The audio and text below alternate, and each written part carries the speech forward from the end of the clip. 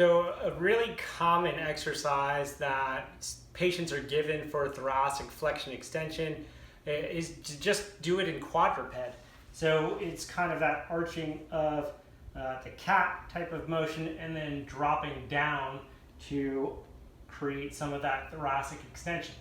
The problem that you'll run into is people will move where they historically have moved, which means that it's hard for them to trigger movement at the area that you just gave them exercises or treatments to improve, and they just lose it each time.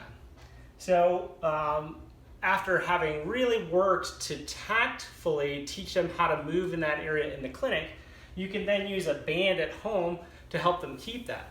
So teaching them where on the back that area is that they move poorly, and then from there they would use a strap or a band. And they're going to create some tension, and that tension is a biofeedback. So that tells me where I have a limitation in my motion. So I would go ahead and drop down in an effort to really try to get the spine away from that band as much as I can. And then I would arch up and try to move the band or create as much tension around the band as I can, as opposed to just kind of willy-nilly moving wherever I want or wherever I historically have had motion. So that's a nice tactile way to use a band to help you out with maintaining motion in the area that they historically have not moved, that you are hoping to gain and keep mobility at.